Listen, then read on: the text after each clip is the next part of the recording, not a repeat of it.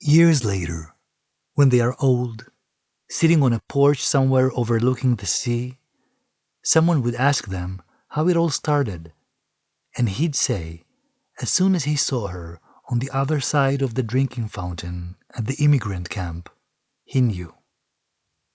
The air smelled of citrus, a sweet, tangy scent Yaqub had until then associated with Israel, because when they got off the planes, it flooded his nostrils.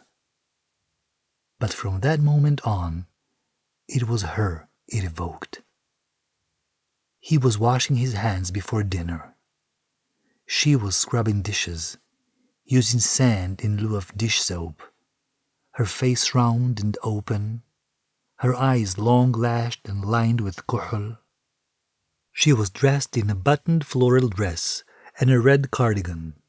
In the camp, they were all given used winter clothes that looked nothing like the traditional clothing they had left behind in Yemen.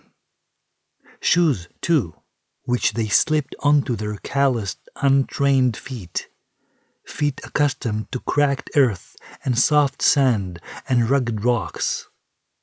They looked up at the same time, and their eyes met. And it was as though his heart stopped, or he was struck by lightning, or some other terrible cliché he'd feel embarrassed by as soon as it crossed his lips. He tried to rewrite it and fail, because, of course, rewriting only works on paper.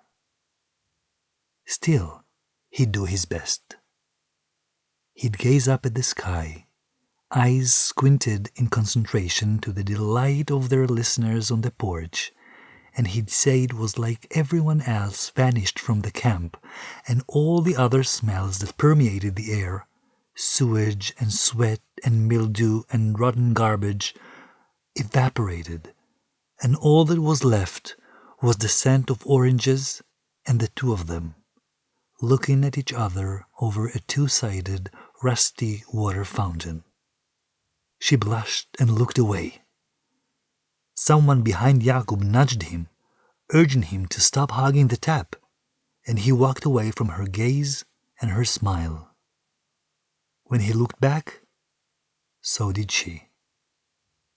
"No, I didn't," Saida would argue. "I would never." But this is how he remembered it. The first time they spoke, she was sitting by the river. He'd tell them of her singing. He'd tell them of the snake. But he wouldn't tell them she was crying. He wouldn't mention she confessed she hated all of it. The stench and the crowdedness, the tent with its muddy, slippery ground for a floor, the scratchy blanket and the metal beds, the god-awful food, soggy bread, white, oily spread, and never enough of it.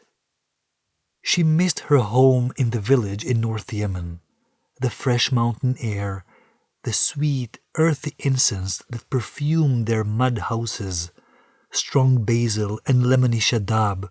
How it was always spring there, never this cold, never this damp. Maybe her Muslim friends were right, and this was a terrible idea. And Yaqub had said, "Don't say that. This is the place for us. This is the promised land we dreamt about. It will get better, you'll see." He said it like he believed it. Someone had to. She was a poetess, and he was a storyteller. They both came from Haidan in North Yemen, both orphans, and so young. He was just a boy. She was just a girl. They met at an all-Yemeni immigrant camp in Rosh Ha'ayin, once a British Air Force base and now a large tent city in a new country born of hope and despair, built on the dreams of some and on the catastrophe of others, on an ancient land soaked with blood. All around the country, other camps like theirs were being constructed in haste. one after the other, to accommodate Jewish migrants, hundreds of thousands of them from Poland, Russia, Bulgaria, Iraq, Iran, Morocco. More were still coming.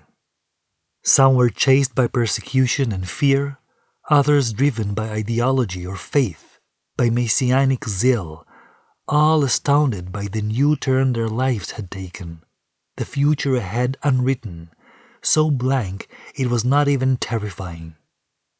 Maybe, for some, it was even thrilling. On the banks of the Yalkon River, she sang, like an angel. No, like bells. No, like clear water drawn from a deep well. And he wrote. And in the midst of all this chaos and uncertainty, at the start of a decade, in the middle of a century, they fell in love.